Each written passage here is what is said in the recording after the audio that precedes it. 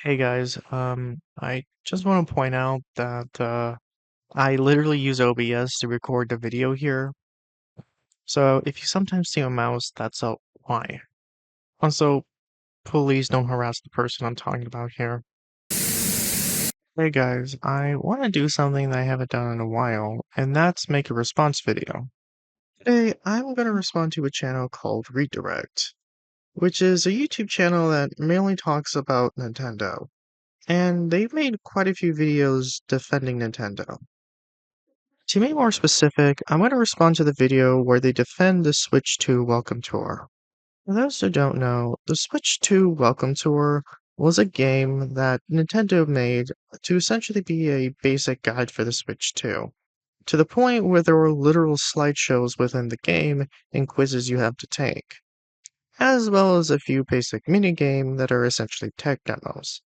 Basically, it's a glorified instruction manual. At least that's the way I see it. Well, that's all well and good. Nintendo, for some unknown reason, decided to charge $10 for this game, even though a lot of people think that a game like this should be free. The reason why I mention all this is because this guy unironically defends this game being $10.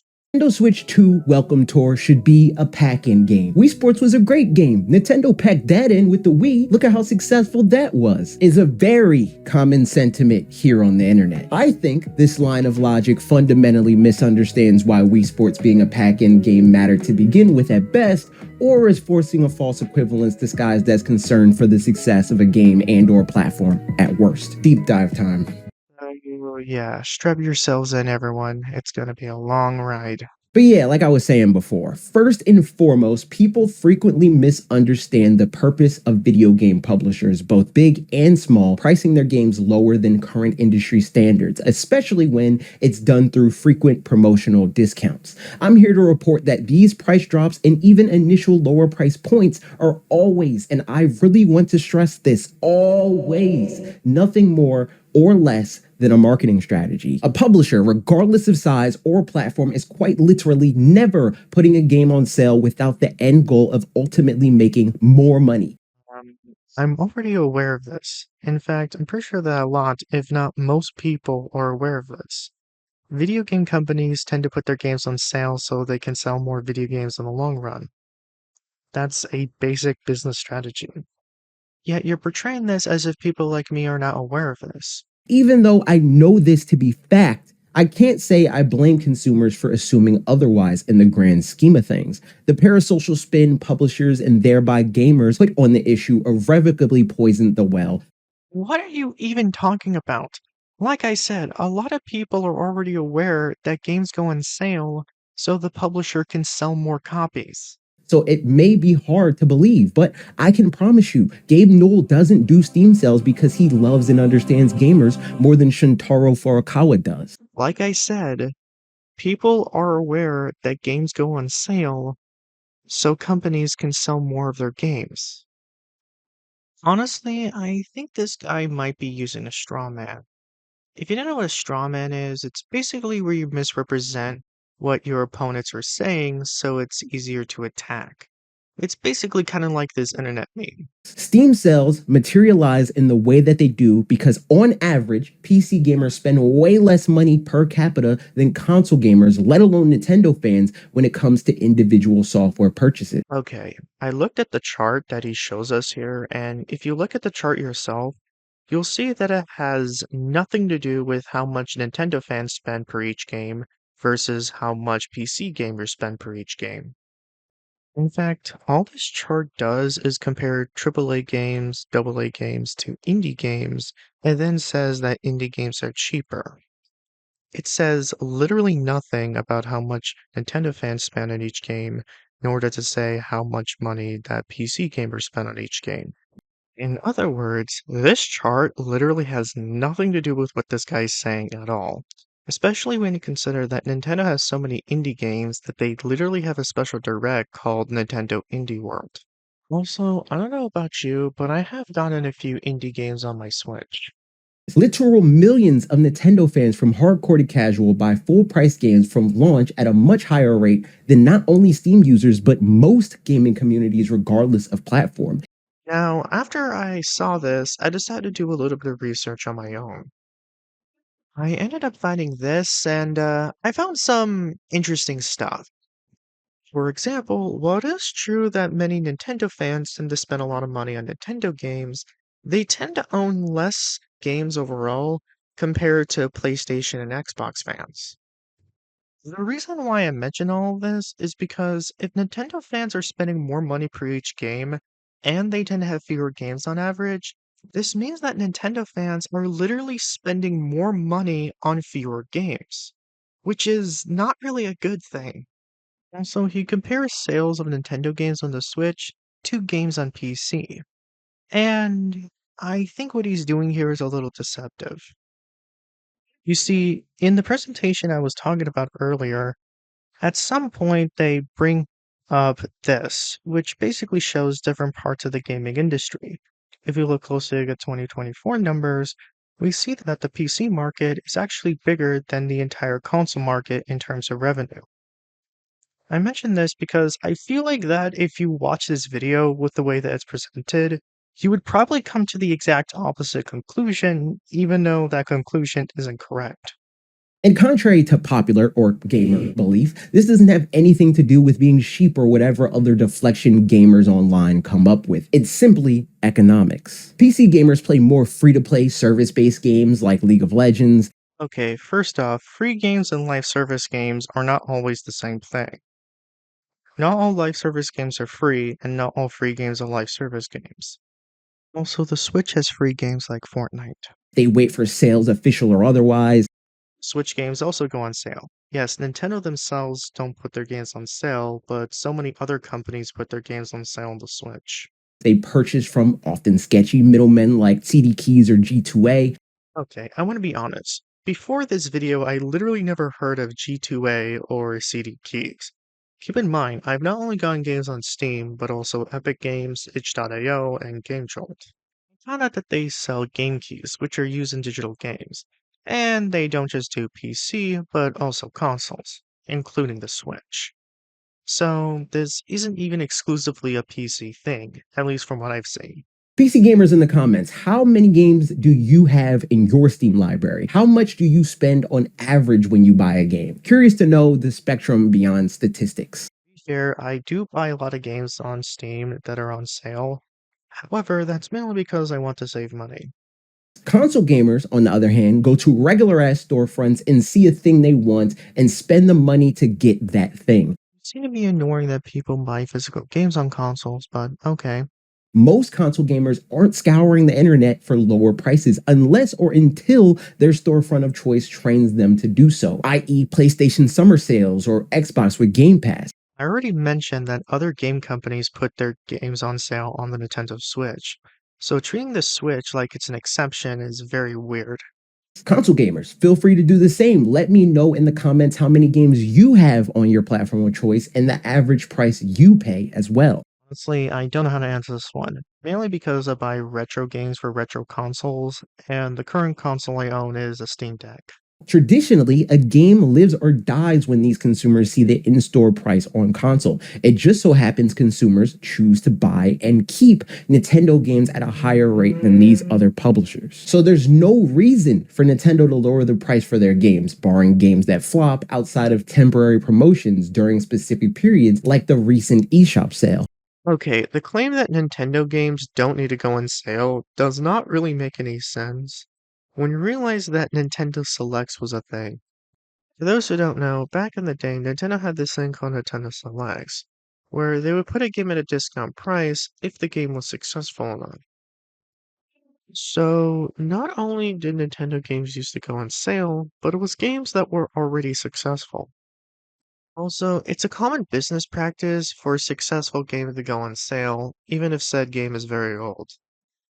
But can I tell you what the most baffling part about all of this is? This guy literally brings up Nintendo Selects later in the video. Not only that, but knowingly, when Nintendo later added Wii Sports to the budget friendly Nintendo Selects line for $20. As a result, I don't think this guy actually cares if Nintendo games go on sale or not. Which, okay, but personally, I like for Nintendo games to go on sale. And when practically every other company is putting their games on sale and Nintendo isn't, it's kind of frustrating. Unlike the aforementioned Steam example, where publishers are competing with live service games being the leader by far on PC and therefore feel pushed to race toward the bottom. Once again, live service games and free games are not the same thing. So if I'm not mistaken, Minecraft is literally the most popular PC game of all time. So no, not every single popular game on PC is a free-to-play game. Or in terms of console, they're competing for mindshare amongst consumers that are way less interested in finding alternatives to what they already know and trust. Like I said, many other companies put their games on sale on the Switch. So this idea that gamers need to find quote-unquote alternatives or other things like that just to have a lot of games on sale is just really dumb. This is an oversimplification, of course, but the long and short of it is games are priced based on the habits of a given platform's user base. An average parent buying Nintendo games isn't demanding MSRP slashing prices for games at all, let alone every other month like Steam users seem to be. These parents know they trust Mario and will pay what it costs to play games in that franchise, assuming, of course, the price seems reasonable to them. And contrary to gamer belief, what seems reasonable is different for people not specifically entrenched in this world. Okay, I have multiple problems with what this guy is saying here. First off, you do realize that parents, even when buying things for their kids, still look for stuff that's on sale, right? Why do you think toys tend to go on sale? Well, if what you're saying is true, then games that are aimed towards kids and families would never go on sale. However, that's not the case. In fact, here's a SpongeBob game, a Bluey game, and a My Little Pony game that are on sale. Also, while it is true that not every single parent is super into gaming, I'm pretty sure that even those parents could figure out that games go on sale because, well, everything else tends to go on sale at some point. Like, I wouldn't be surprised if many families falsely assume that modern Nintendo games must go on sale at some point, even though they don't. I'm sorry, just because a parent doesn't really care that much about gaming, that they don't really care if a game goes on sale or not, or just don't know, it's just pretty dumb in my opinion.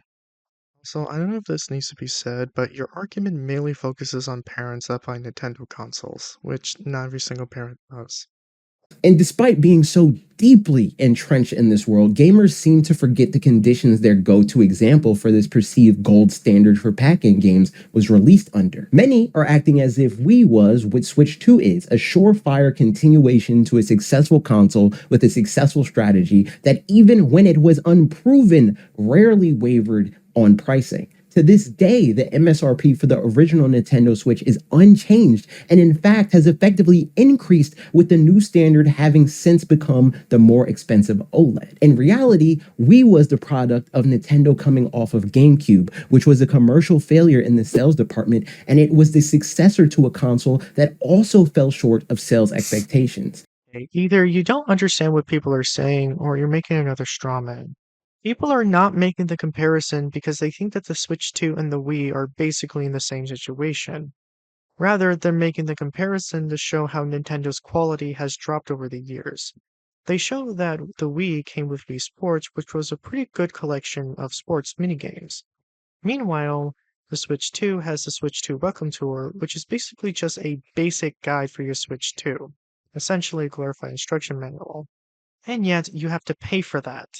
Nintendo decided in order to break this downward trend, they would pursue a blue ocean strategy, which, for the uninitiated, meant they were with Wii and its non conventional controls, aiming to create a market that hadn't previously existed, rather than fight for scraps left over by PlayStation and Xbox. In doing this, Nintendo, via Reggie Fils-Aimé, my body is ready, felt it was imperative that prospective buyers had an appealing, approachable elevator pitch for Wii and its unique quirks. Wii Sports served as a Trojan horse for a console that by no means was guaranteed success, much in the same way Rob was used for NES in North America after the gaming crash back in the 80s.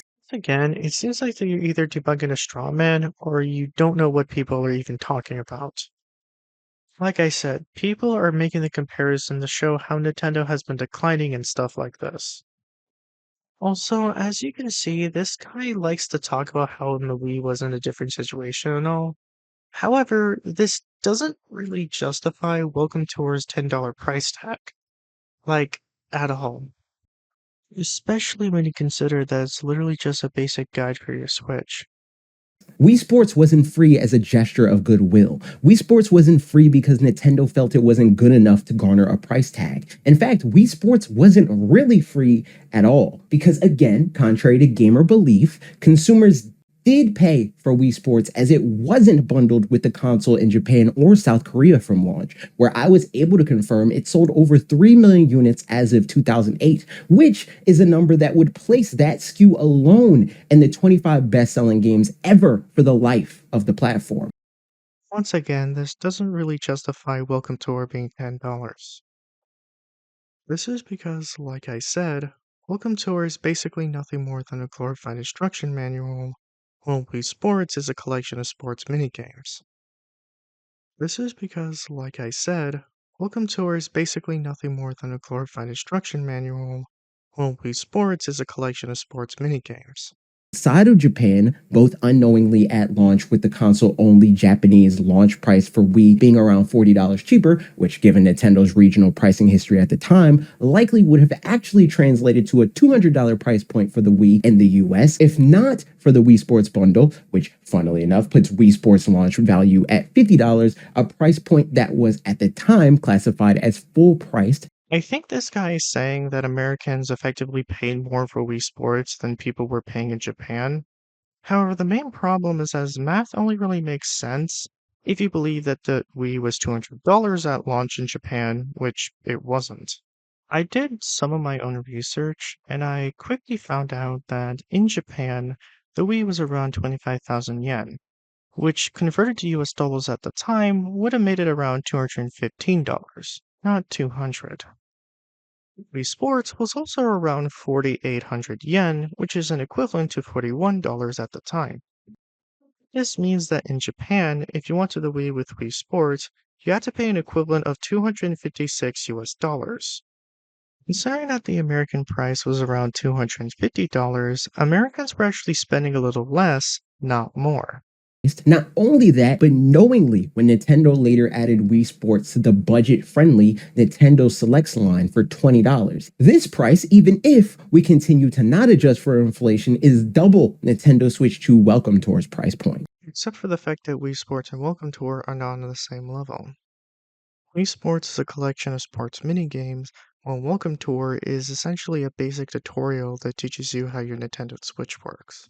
It's honestly pretty ironic that you keep complaining that people are supposedly making false comparisons, yet here you are making a false comparison right now. That means, while yes, Reggie fought for the Wii Sports bundle to be a thing, what came from that fight wasn't actually free. And I'd be willing to bet the reason it was a fight at all, now that it's clear that this gesture was purely symbolic rather than being in honor of actual savings for the consumer, is the precise situation we're in now. Nintendo has always been all about perceived value. They fight for people to value their games as much as possible at all times for all time. Whether we like it or not, Wii Sports ended in a nightmare scenario for the way Nintendo views their games, because instead of viewing Wii Sports as another example of Nintendo's high bar for quality and thereby value, people use it for the poster child for games they think lack inherent value.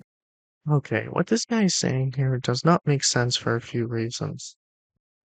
First off, the reason why people are using Wii Sports as an example is because it's a better game. In other words, people are treating Wii Sports like it's Nintendo's high bar for quality. So, what the heck do you mean by nightmare scenario for Nintendo? Correct me if I'm wrong, but by the time people were comparing Welcome Tour to Wii Sports, Nintendo had essentially stopped selling copies of Wii Sports. In fact, we've literally gotten multiple sequels to Wii Sports before Welcome Tour even came out. So yeah, what you're saying here makes no sense. Because of the Wii Sports bundle, people stopped judging launch games based on their merits, choosing whether to buy them or not, and leaving it at that, and started trying to justify how certain games should fit into these arbitrary boxes. Now, if you have no idea what the heck he's trying to say here, well, he makes it clear later in the video that he unironically thinks that tons of people are claiming that every single pack-in game should be a tech demo. The reason why I mention this now is because he's going to spend a good chunk of this segment basically debunking this argument. The problem, however, is that literally no one is making this argument. I have never heard of a single person that said, hey, all pack-in games should be tech demos. I personally don't think that in and of itself is inherently bad or even particularly unique. It's human nature to want to flatten nuance into easier to grasp categories or boxes. This is literally coming from the same person who literally assumed that gamers don't understand why games go on sale. The problem is this category in particular doesn't even make sense and is woefully ignorant of the actual history of pack-in games, even as relatively recent as the 2006 example they swear by. Pack-in incentives have run the gamut from the small literal tech demos found on the 3DS to whole-ass, at the time, AAA Mario games on NES. And not just that, but things like extra controllers, toys, and so on have all been used as additional incentive to purchase hardware in the past. First off, like I said before, no one's saying that all pack-in games should be tech demos. Second, you do realize this actually makes Nintendo look worse, not better, right? In your own words, you said that Nintendo used to bundle lore at the time AAA games for their console. If that is the case, then there's actually even less of an excuse for Welcome Tour to be $10. All of which happened at different times and for different reasons with varying degrees of built-in savings, if any. Some, like Wii Sports or Nintendo Land, were bundled as technical showcases to sell the concept of the console itself. This is the most popular vertical for fans to point at when attempting to force these new pack-in narratives and controversies. The funny thing is, these are the least common form of pack-ins incentives that Nintendo has done to date. It's way more common for Nintendo to take the route where they bundle a major game they believe in to give people a reason to buy the platform rather than the glorified party favor strategy people have gaslit themselves into expecting. Once again, people are not saying that all pack-in games should be tech demos. Also, if Nintendo was able to bundle in Super Mario World with the Super Nintendo, then there's even less of an excuse for them to charge $10 for Welcome Tour. Despite these being infinitely more common, no one in their right mind looked at The Legend of Zelda Breath of the Wild and said it should have been a pack-in for Nintendo Switch, even though it is more representative of the more common Super Mario Bros. For NES, all the way to now Mario Kart World on Switch 2 situations that have a much longer history of happening with Nintendo.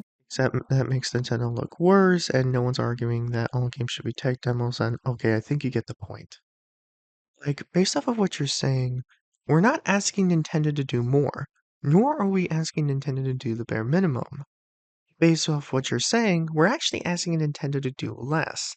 And yet, Nintendo can't even do that. If a company literally cannot do even less than the bare minimum, then that's a problem. And even that example, as well as Nintendo Land, weren't positioned as a free bonus. They were both presented as the premium option. Think less buy one, get one, and more buy first class, get free drink. Wait a minute, you said that Nintendo would put what was at the time considered AAA games bundled with their consoles. So why should we be okay with Nintendo charging us $50 extra just to have a game included? You know that meme with the dog saying everything's fine but his house is on fire? Yeah, that's basically how I view Redirect throughout this entire video. He's pretending that everything that Nintendo's doing's fine, but it really isn't, even based off of what he's saying. Nintendo doesn't want anyone to view anything they make as valueless. As far as they and the market for Wii itself is concerned, no one got Wii Sports for free. They actually ended up paying $250 for the ability to play Wii Sports. The Wii itself was just a means to that end. And while that's only figuratively true for more dedicated consumers like myself and all of you watching this, and share this video with a friend if you haven't already, it's literally true for the millions of people that bought a Wii with Wii Sports and never bought another game after that. There are many people that bought a Wii in the same way you'd pay a lot of money to rent a bouncy house. They drop that $250 for when family comes over and wants something fun and novel to do for the day. And I can speak directly to this using my own experience, where completely independent of one another, both my maternal and paternal grandmothers purchased Wii just so myself and various other family members would have something to do when we visited without having to bring our own. And there are many different real world examples of people buying consoles and games for reasons that fall far outside of the way gamers think about buying and playing games, not too dissimilar to this scenario. Those are the people Nintendo is thinking about when selling a game like Nintendo Switch 2 Welcome Tour for $10. Once again, Wii Sports and Nintendo Welcome Tour are two entirely different games. Welcome Tour is a glorified instruction manual that's also a basic guide for your Switch. Meanwhile, Wii Sports is a fun collection of mini games that just so happens to show what the Wii is capable of. They're not really the same kind of game, so the idea that the same kind of people who like Wii Sports would like Switch Welcome Tour is just silly to me. Also, from the way it sounds like a lot of people bought the Wii because Wii Sports was bundled in with the console. Because of that, I would imagine that many of those people would want a game to be bundled with the Switch anyways. They didn't make the game thinking, how do we make gamers want this? The Mario Party team likely got their hands on and/or helped in creating Switch 2, thought of a wacky fun way to contextualize the platform in its creation by way of a game, and higher ups at Nintendo later decided how it best served the needs of the platform, which clearly to them was as a little side optional thing that people can opt into for a small fee rather than forcing everyone to buy in on the front end when purchasing the console. As stated many times before, the Nintendo Switch 2 Welcome Tour is a basic guide for your Switch 2 and how it works. I'm sorry, but I don't really think something like that should be $10. Something that teaches you the basics of your console and how it works and what all the features do, I think should come free with the console, since at that point it's essentially an instruction manual.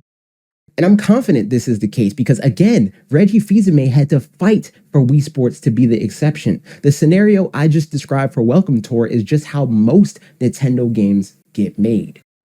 Except for the fact that you literally just told us that Nintendo used to have packing games even before the Wii. And this framing is so disingenuous because, again, they did do this with Nintendo Land. They bundled it with Wii U. Did that make Wii U successful? Absolutely not. I think you're a little confused. People are not saying that Welcome Tour alone would make the Switch 2 successful. Rather, they're saying, and I keep saying this, that they think that a game that's essentially nothing more than a basic instruction manual slash guide for your Switch shouldn't really cost any money. For the obligatory pea brain fanboy takes, I don't say any of this to defend the multi billion-dollar mega conglomerate. I say it simply to call a spade in lieu of coalescing with the internet hate mob for internet points.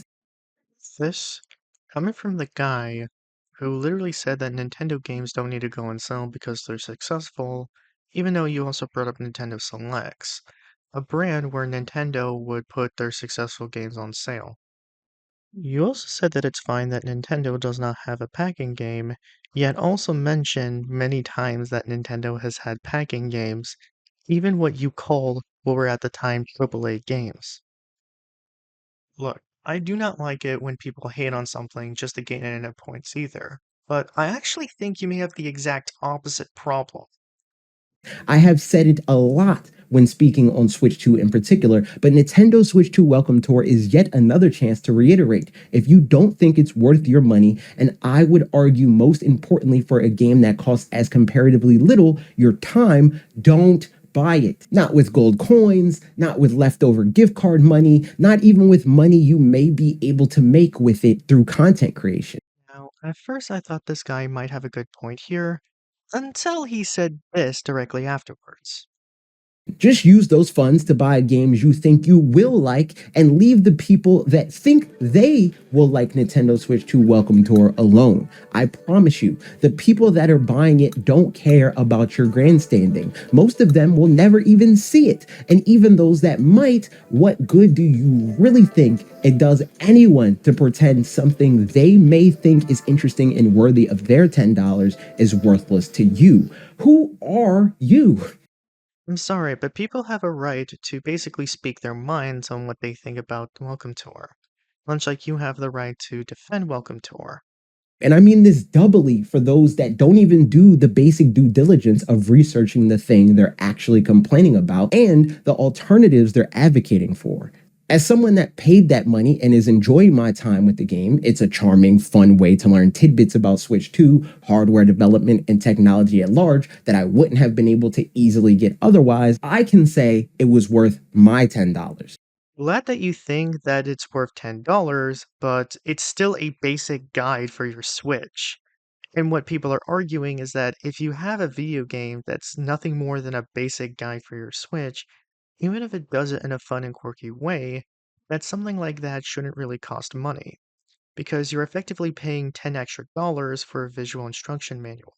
All of the content creators and commenters online complaining about Nintendo Switch 2 Welcome Tour contributed absolutely nothing to the equation other than making me want to discard all future takes from them when it comes to the actual value of anything. I don't care about these false oppositions to the system. I don't care about what they think it does for consumer rights. I just know that their assertions assume that the value they place on things is objective. And that, on its face, tells me we'll likely see eye to eye on a very little, if anything at all. Personally, I believe that there is subjective value. At the same time, when a company sets a standard and they decided to not follow that standard, people are going to complain about it. And no, that's not to say people need to like this game or even see value in it personally. I support everyone's right to purchase or forgo purchasing whatever they so choose. That's true, but I'm still allowed to voice what I think about it and what I find valuable. I only ask that you essentially mind your business when others choose to do the same in a way that doesn't align with you, I'm still allowed to voice why I disagree with you, though. especially when it's by way of armchair philosophy and or economics. Also, can we stop making the sole talking point around this game spending $10 on a console that costs $500 as if it's some sort of insurmountable task? Because candidly, y'all be sounding particularly stupid and that's saying a lot for the internet. I'm sorry, but it's not stupid for people to claim that we shouldn't spend 10 extra dollars just so we can have an interactive instruction manual. Now, you might be wondering, why did I make this video? Well, this guy's videos were actually recommended to me. Specifically, it was this video. And I had a suspicion that this guy was the kind of person that defends Nintendo too much. So I looked at his channel, looked for another video, and this was the video I saw. I was correct in the idea that he defends Nintendo too much. But what I did not expect was how far he was willing to go to defend Nintendo and how badly he argued his points. Now, I want to make things clear. If you like Nintendo Switch 2 Welcome Tour, that's fine.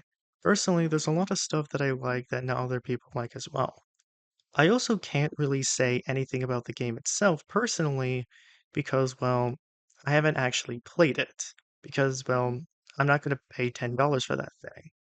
What me and others think is that since Switch 2 Welcome Tour is essentially positioned itself as a guide for your Switch, essentially a visual instruction manual, that people like me think that something like that shouldn't cost $10.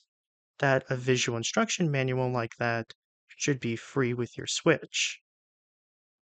Also, in my opinion, I think the vast majority of people who actually like Welcome Tour would not mind if the game was free. The only person I actually seen not like the idea of Welcome Tour being free is, well, this guy.